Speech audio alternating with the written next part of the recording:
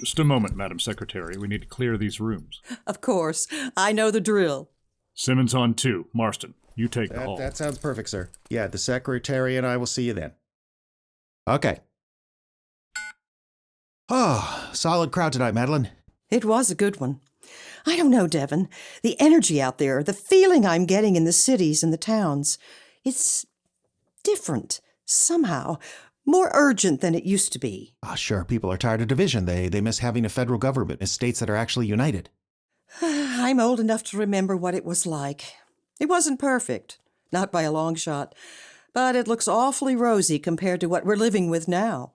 Right, so long as the voters agree. Maybe you'll be the one to put us back on that path. Suite is clear, ma'am. We'll keep 2 men posted outside. Thank you, Harold. I appreciate you worrying about me. Someone's got to. We're wheels up at 6:30, okay? Yes, sir. Good night. Okay. Want to go over these new poll numbers? I'm a little beat. What if we just have a drink and call it a day? Works for me. What can I pour you? Whiskey, please. You got it. I'll spare you the details till we're on the road, but just so you know, we're seeing something of a groundswell in support, even in the rural parts of the territory. Wait. Shh. Did you hear that? What is it? What's happening? Devon, we need to get out of here. Good evening, Madam Secretary. Hey, what is this? What are you doing? You can't just barge in here. No! You bastard! Who are you men? What do you want? Aw, don't be upset, lady. We're just 2 fellas working a job. The bad news is, our job is you.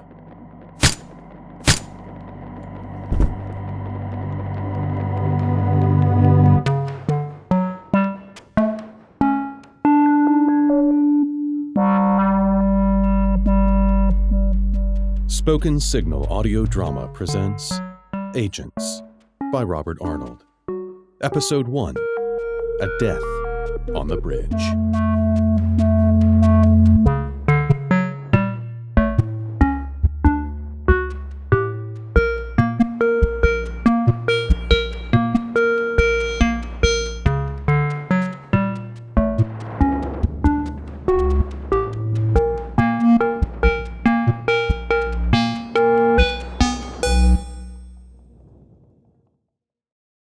Time once again for the mind-bending adventures of Mr. Jonas, the mysterious mastermind who outsmarts criminals at every turn. Crime is a riddle, and justice the answer. No one knows his true identity or what drives him, but all know that this gentleman puzzle master, along with his secret network of agents, fights on the side of law and order. Tonight's tantalizing tale, The Murder Cipher. The 3 great Linux home brighteners, Linux Clear Gloss Varnish, Linux Cream Polish, and Linux Self-Polishing Wax created by Acme, the territory's great producer of fine Acme quality paints, bring you the thrilling adventures of Mr. Jonas, the hard and relentless fight of one man against the forces of evil. Millions of homemakers have discovered how Dear Elaine, there really are no words for this, but words are what I'm supposed to be good at, so here goes. By the time you read this, I'll be gone. Put your window down, please, sir. How are you tonight, soldier? Turn off the radio, please. Gonna need to see your papers, sir. Sure.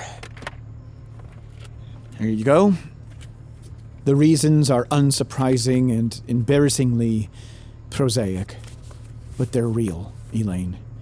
And I feel them as deeply as I've felt anything lately. Mr. Vincent H. Harris of Stonecutter Lane? The one and only. Mr. Harris, you realize that this is the final checkpoint of the new Midwest Territory. Past here, it's 10 miles of neutral zone until you get to the border of the Appalachian Territory. I realize. Sir, beyond this point, the new Midwest Security Force can no longer guarantee your safety. Will you verify for me that you understand the risk? I understand. All right, sir. In that case, let me run a quick check and you can be on your way. With everything that's going on, with the way things are now, I want to do something to help, but I don't know how. All clear, sir. Here, hang on. One more thing. What is it? This lists your occupation as poet. So? Sir, poet is not an occupation that is recognized by the new Midwest Territories Labor and Productivity Bureau. Just give me my papers, please. Be safe out there, sir.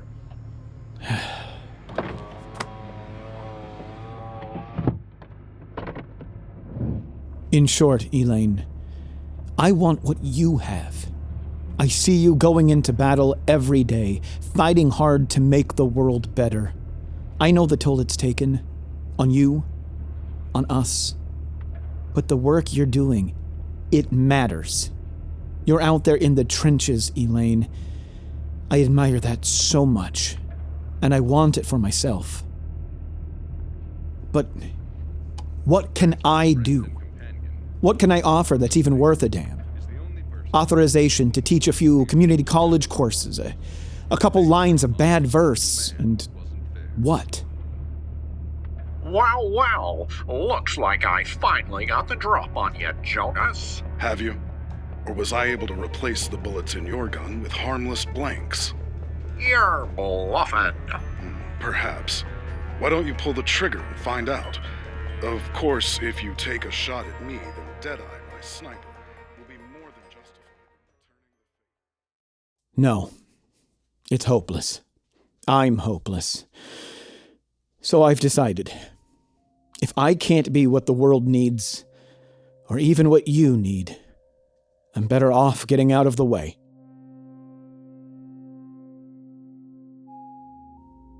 I'm sorry, Elaine. I once wrote, "May the trees raise their spindled arms to the sky, and may the winter sun describe the blazing arc of our love." When you think about me, I hope you'll think about that, not this. And know that I love you. I really do. And I'm sorry. Yours, Vince.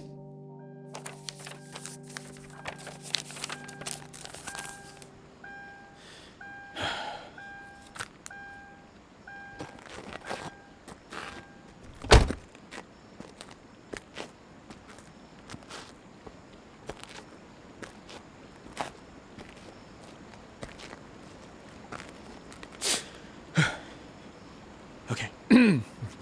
Nice and quick. Just... Damn it! Okay. That's okay. Here we go. 3, 2, 3... Excuse me? God, what? Hello? Yes, hello. I wonder if you might take a step back, my good man. What? A step back. From the railing. We must maintain a safe distance. Why, where you're standing, a strong gust of wind might be enough to send you over into the river. Yeah, sure. I didn't think anybody else was out here. What's that? I said I didn't think anybody else was out here. Well, they aren't, really. Only me. And who are you? Oh, just a concerned passerby.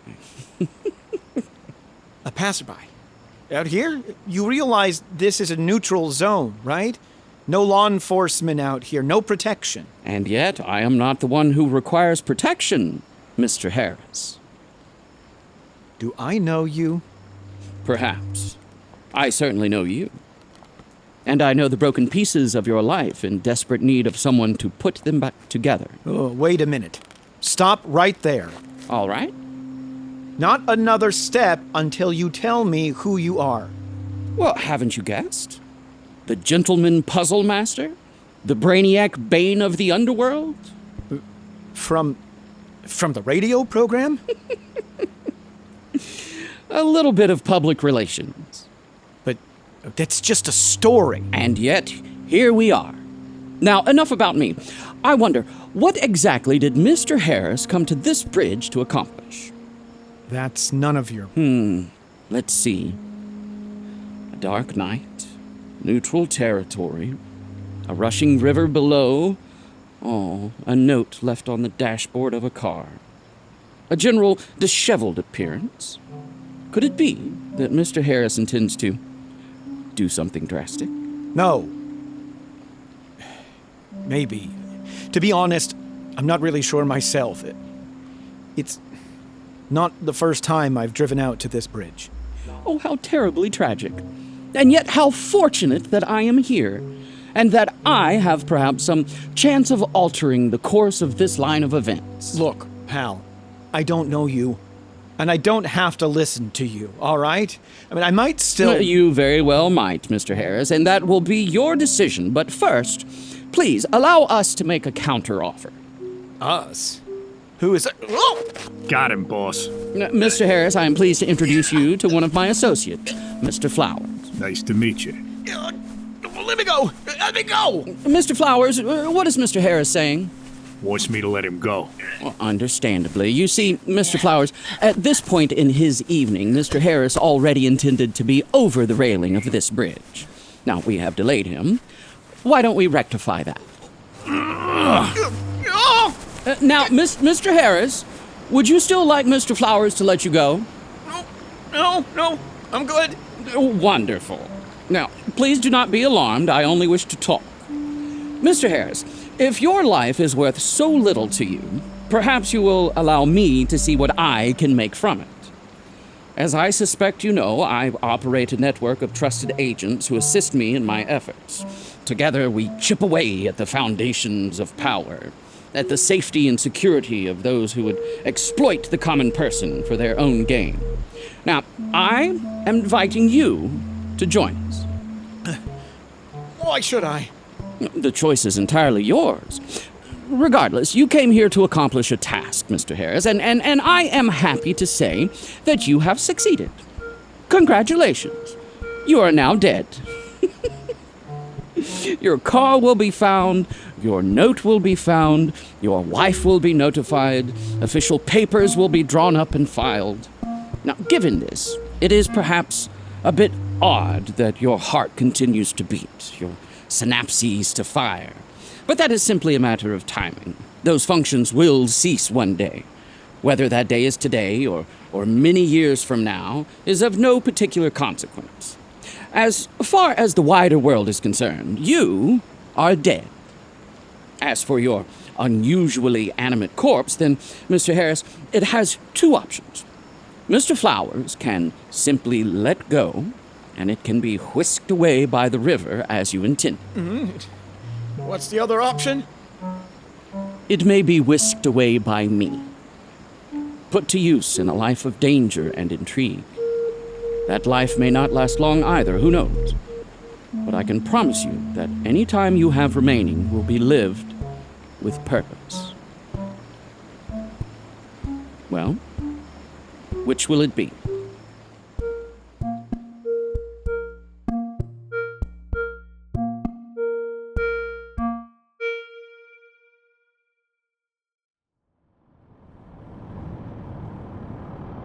Where are you taking me? Somewhere comfortable. To do what? Why, to begin your afterlife, Mr. Harris.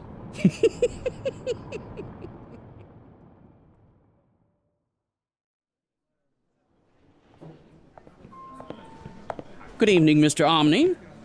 Mr. Jonas, sir. What an honor. I didn't expect you here in person. We have a new colleague, Mr. Omni. I am pleased to introduce you to Mr. Vincent Harris. It's a pleasure, Mr. Harris. Welcome aboard. Thanks. Your name is what again? It's Gerald, but they call me Omni. Welcome to the Columbia Hotel, Mr. Harris. Thanks, Omni. have you secured a room for our guest? Yes, sir, just like you requested. Excellent. Mr. Harris, you are in the best of hands here. You will remain at the Columbia until you receive further instructions. Now, please try to stay indoors, at least until we see whether the press carries word of your recent demise. So I'm just supposed to hang out in this hotel? And what? We have a fitness room. Oh, and an omelet bar on Sundays. The hotel will provide all the necessary creature comforts. Your first assignment is to wait here until your services are needed. And when will that be? Mr. Omni will let you know. For now, please, rest and enjoy. Good night, Mr. Harris, and welcome. I don't guess you have any bags to carry up, do you?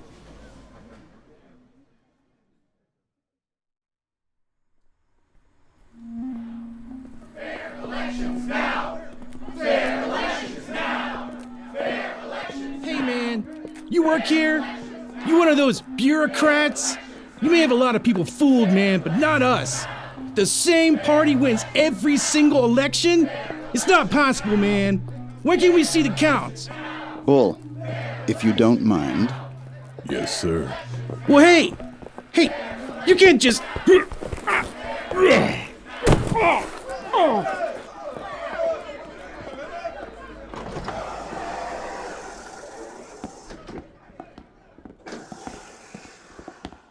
Good morning, sir. I'll let Mr. Reddick's office know. Open the door. Do it. Of course, sir. Sir, what a surprise. He's, on the phone at the moment, but... He'll get off. Bull, wait here for me. Stand aside, soldier. Sir? Take care of that in the morning meeting, and then we can... I'll have to call you back. Mr. President, we have a problem.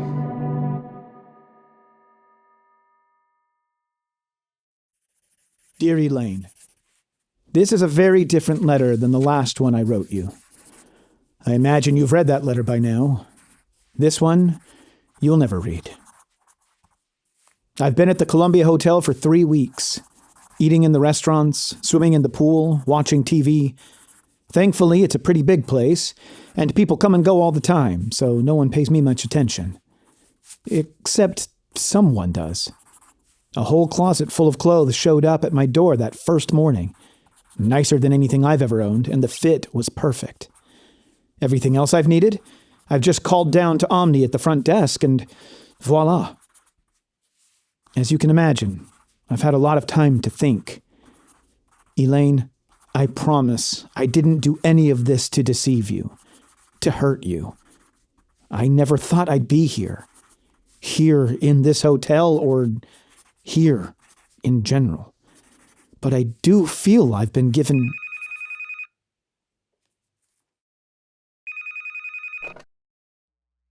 Yes? Good morning, Mr. Harris. It's time.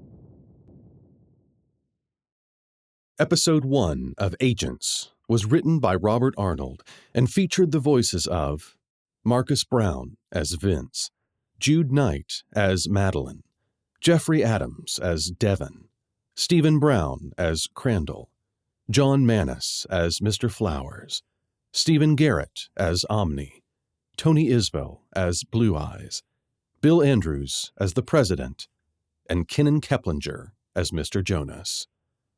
Additional voices by John Maness, Andrew Chandler, Jack Ward, Kendall Karcher, Tanja Milojevic, Gabriel Kestrel, and Robert Arnold.